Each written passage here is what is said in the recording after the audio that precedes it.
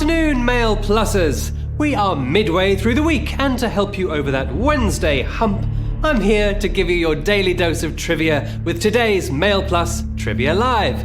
I'm Beric Livingston, and if you're a revisiting Mail Pluser that's well versed in the format, or if you decided to give it a go for the first time today, a huge warm welcome to today's quiz, where every weekday we're offering you the chance to win up to £1,000. So, a few important ground rules for the newbies amongst you. I'll be asking you 10 general knowledge questions from some of your favourite categories. You have 10 seconds to answer each question, and if you answer all 10 correctly, you win a share of the prize money.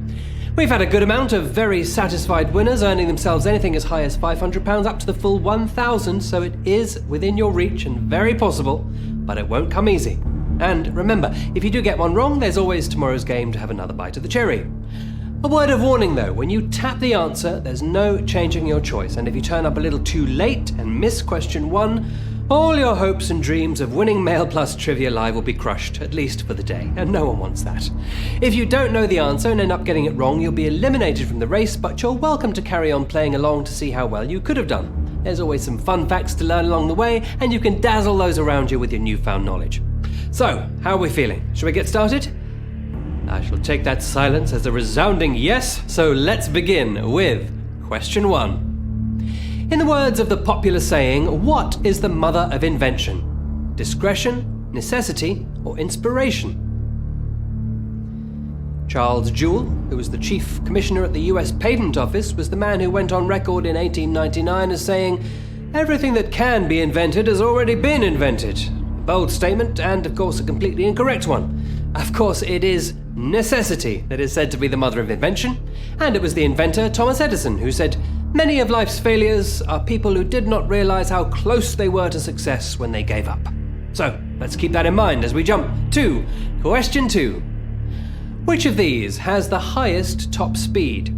Lion, leopard, or cheetah? The phrase "as quick as a cat" exists for a reason.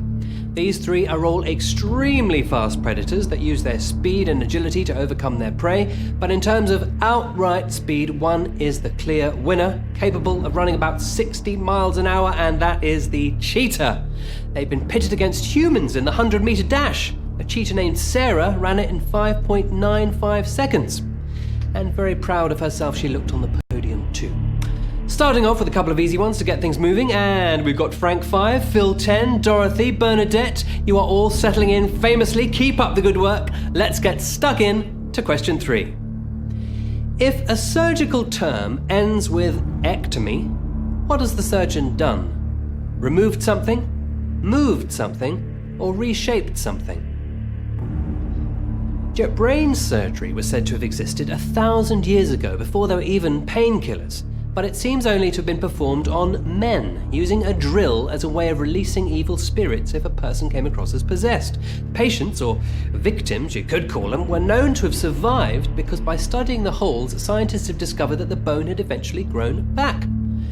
Now, the suffix of ectomy means that something has been removed. An appendectomy, for example, is the common procedure of removing the appendix. So in a way, the ancient brain surgery procedure I just mentioned could arguably be referred to as a spiritectomy. Now, 2,135 of you getting that one right. Well done. Question 4. Which of these words has its origins in ancient Greek? Gymnastics, entertainment, or representative?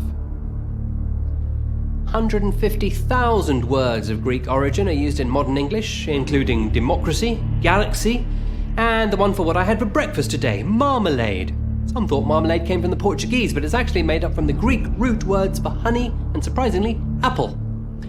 The word gymnastics has its origins in ancient Greece. It's a word that meant the general practice of exercise to keep physically fit as a means of preparation for war, which is the origin of many a sport we play today. 1,971 of you getting that one right. Question 5. When was the Doomsday Book created? 1046, 1066, or 1086?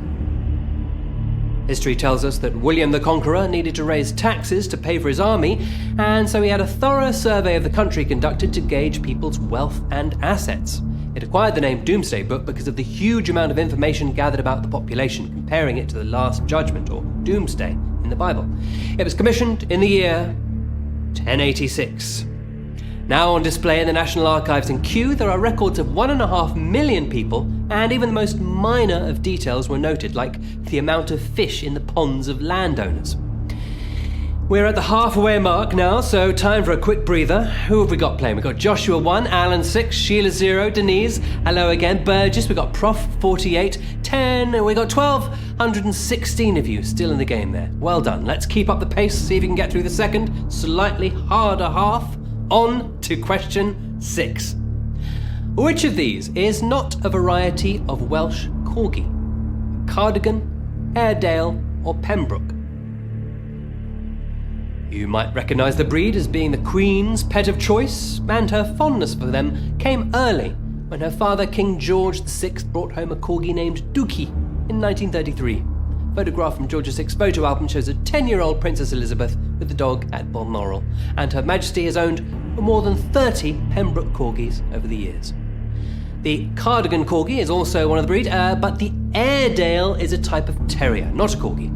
And it's the largest terrier going in size and in courage, because one of them, during World War I, earned himself the Victoria Cross after successfully delivering a message for reinforcements for a desperate British battalion, despite succumbing to shrapnel wounds on his journey. Question 7. Which of these cities is furthest from London? Tokyo, Johannesburg, or Honolulu?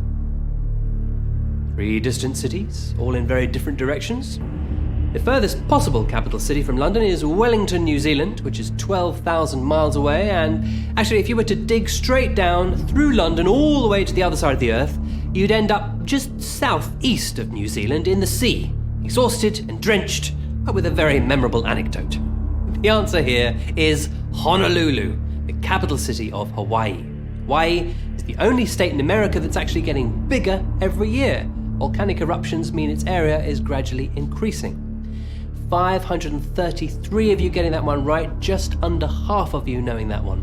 Onwards to question 8. The MMR jab protects children against rubella, measles, and which other disease? Mumps, malaria, or meningitis?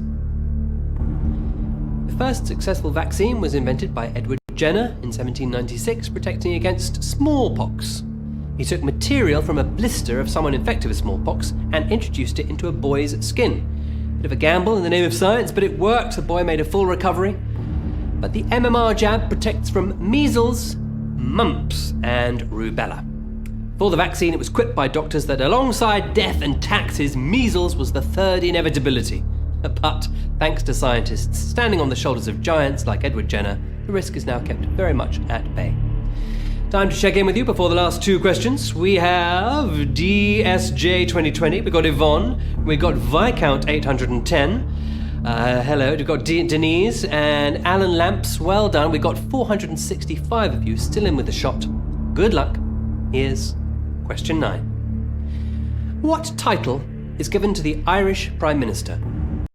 Chancellor, Taoiseach, or Seanair? Ireland's version of Parliament is called a Dáil, and rather than a Member of Parliament, they have a Taoiseach, Dála, which is the equivalent. Their version of the Prime Minister is called the Taoiseach, which means chief or leader in Ireland. The position is currently held by Leo Varadkar, and before his life in politics, he qualified as a general practitioner after a junior doctor role in a hospital in Mumbai.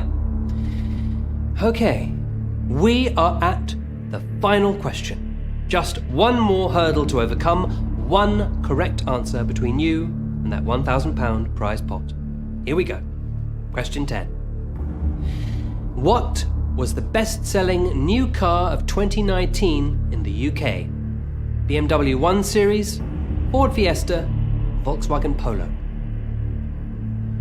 Now, the best-selling car of all time is the Toyota Corolla, with over 44 million sold worldwide. The firm was originally called Toyota after the founder's real name and is actually one of the greenest companies in the industry. And that also includes their other brands, like Lexus and Subaru. However, the answer we're looking for here is the Ford Fiesta.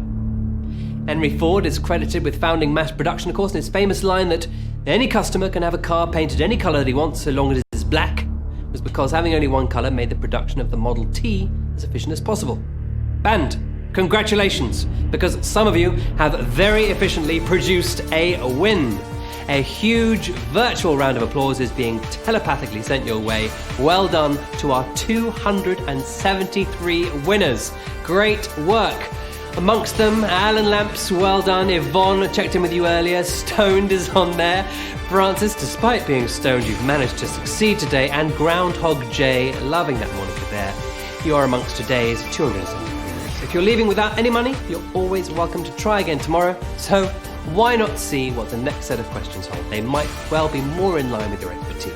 There are many more chances to win, many more facts to be learned, and many more questions to be answered. And if you've got any self-proclaimed bookworm, brainbox, quizmaster friends, see if they're up for finding out how they fare. How many out of 10 do you think they can get right? And can you beat them to the prize money? Thanks again for participating today, and we will see you again at the same time tomorrow, where there'll be another chance to win £1,000 on mailplus Trivia Live. Enjoy the rest of the afternoon. Goodbye.